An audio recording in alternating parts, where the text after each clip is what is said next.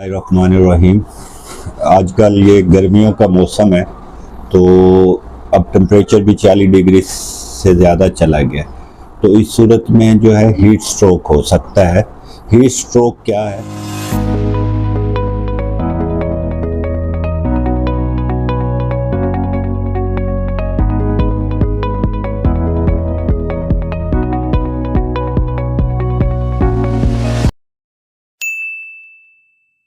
Heat stroke को उर्दू में हम सूरज लगना कहते हैं।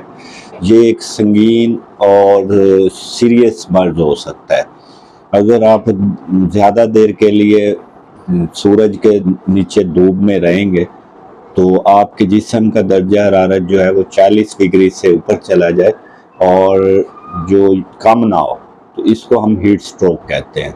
इसमें दो टाइप्स होती है, एक एक्सर्शनल हीट स्ट्रोक होता है और दूसरा जो है नॉन एक्सर्शनल होता है। एक्सर्शनल नाम से ही पता है कि कोई जैसे फार्मर हैं, खिलाड़ी हैं, तो ये जब अगर धूप में ज़्यादा देर काम करेंगे और साए वाली जगह इनके पास नहीं होगी तो उस सूरत में जो है एक्सर्शनल जो है हीट स्ट्रोक हो सकता है।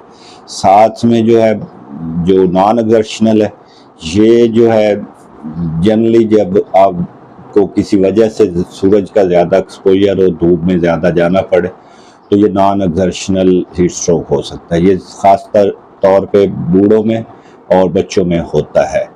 गर्मी की लहर के दौरान किसी भी जिस्मानी मुशक्क़त के बाद भी ये हो सकता है।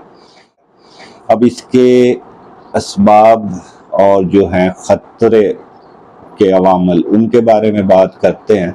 शदीद गर्मी हो और जो उसमें आप ज़्यादा देर तक क़याम करें, इसके अलावा पानी की कमी हो जाए, जिस्मानी मुशक्क़त की वजह से जो है वो पानी की कमी हो, इसके अलावा जो हमारे अमूमन बच्चे और बूढ़े हैं उनमें ज़्यादा मसला हो सकता है, या ऐसे लोग जिनमें दिल की, फेफड़ों की बीमारियां हो या मोटापा ज़्यादा हो, या कुछ लोग एंटी एलर्जिक दवाइयों पे हों या बीटा ब्लॉकर्स होते हैं जो दिल के मरीज़ों में और ब्लड प्रेशर के लिए भी यूज़ होती हैं, तो जो लोग इन दवाइयों पे होंगे उनको भी ये मसला हो सकता है। इसके अलावा शराब नोशी भी एक वजह है। ज़्यादा कपड़े पहनने से भी हीट स्ट्रोक हो सकता है। इसके अलावा जो है नाकस जो है आपकी वेंटिलेशन और ठंडक का इंतज़ाम ना हो, तो ये भी एक अलामत वजह हो सकती है। जिस्म का दर्जा हरारत 40 डिग्री से ज़्यादा हो और इसके साथ दिमागी जो है हालत में तब्दीली, जैसा कि बेहोशी हो, उलझन हो या दौरे पड़ें या कोमा में चले जाए, तो ये अहम अलामात हैं हीट स्ट्रोक की। और इसके अलावा जो है गर्म और खुश्क जिल्द हो, पसीना ना आए, मतली का आना, इसके सांस का तेज़ होना, दिल की धड़कन तेज़ हो जाना और सर दर्द, चक्कर आना, और इसके अलावा पट्ठों में खिंचाव और चेहरा सुर्ख होना, ये सारी अलामात जो हैं आप में अगर ज़ाहिर हो तो इसको आप सीरियस लें और हॉस्पिटल में रजू करें।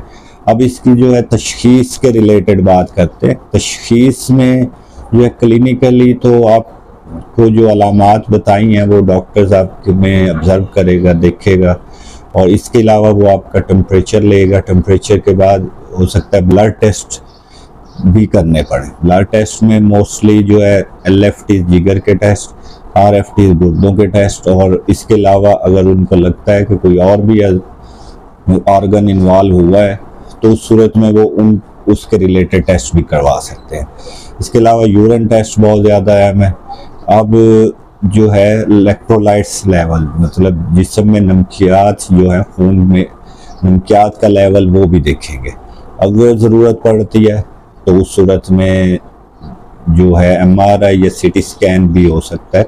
वो ज़्यादातर एंड स्टेजेस पे होता है, जैसे कि कोमा में चले जाए, दौड़े पड़ें या बेहोशी किया। अब जो है इलाज की तरफ आते हैं। इलाज जो है इसका एमरजेंसी है। एमरजेंसी से मुराद ये है कि आपने फ़ौरन जो है, अगर तो किसी शख्स को आप ऑब्ज़र्व करते हैं कि उसको ऐसा मसला है और वो हीट स्ट्रोक का आपको शक बढ़ रहा है, तो सबसे पहले तो उसको जो है ठंडी जगह पे लेके आएँ, फ़ौरन ही उसको ठंडा करें, उसको पट्टियाँ कर सकते हैं और साथ में एम्बुलेंस को भी कॉल कर दें। इजाफ़ी कपड़े उसके उतार दें और ठंडे पानी की जो है पट्टियाँ आपने उसके बगलों में कर सकते हैं। इसके अलावा जो है कुंडलियों के दरमियान में कर सकते हैं। इसके अलावा जो है पानी की कमी को पूरा करने के लिए जो है, अगर तो उस जो शख्स इस हीट स्ट्रोक से मुतासर हुआ है उसको मसला हो रहा है, तो अगर वो मुंह से खा पी सकता है तो फिर तो उसको फ़ौरन से पानी पिलाएं, ज़्यादा से ज़्यादा कोशिश करें निमकोल पिलाएं। और अगर वो मुंह से नहीं ले सकता तो फिर ऑटोमेटिकली हॉस्पिटल में जाके वो IV फ्लूइड्स लगाएंगे। इसके अलावा जो है ऑक्सीजन की भी ज़रूरत पड़ सकती है और जो है अगर दौरे पड़ रहे हैं, कोई जिगर का मसला है, गुर्दे का मसला है या दिल का या दिमाग का दौरा है, तो फिर उस सूरत में उनका इलाज उनके अलामात के हिसाब से होगा। अब की वजह से पेचीदगियाँ कौन कौन सी आ सकती हैं, एक तो रब्डोमायोलाइसिस होता है, इसको फिर जो पट्ठों का टूटना कहते हैं, पट्ठों के टूट के तो खून में शामिल हो जाना और इससे फिर मज़ीद जो है गुर्दों का नुकसान हो सकता है, जिगर का नुकसान हो सकता है, इवन शॉक लाइक कंडीशन हो सकते हैं। शॉक लाइक कंडीशन ये है कि आपका दिल प्रॉपर नहीं धड़कता और उससे BP कम हो सकता है और आपके दिमाग तक ऑक्सीजन की सप्लाई कम हो जाती है। इसके अलावा सांस लेने में दुश्वारी हो सकती है, मुस्तकिल जो है दिमागी नुकसान हो सकता है। उस सूरत में मुस्तकिल जो है दिमागी नुकसान भी हो सकता है।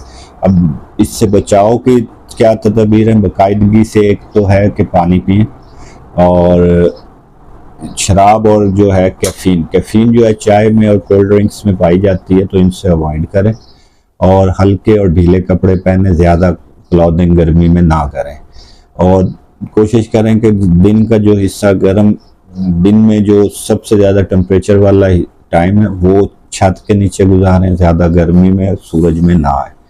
इसके अलावा पंखे का इस्तेमाल करें और अगर अफोर्डिंग है तो AC भी इस्तेमाल कर सकते हैं और गर्मी के माहौल को आहिस्ता आहिस्ता एडजस्ट करें। बच्चों और बूढ़ों को जो है वो गर्मी में बाहर निकलने से मना करें और जो है अपना और अपने बच्चों की सेहत का ख्याल रखें ताकि किसी भी परेशानी से बच सकें। शुक्रिया।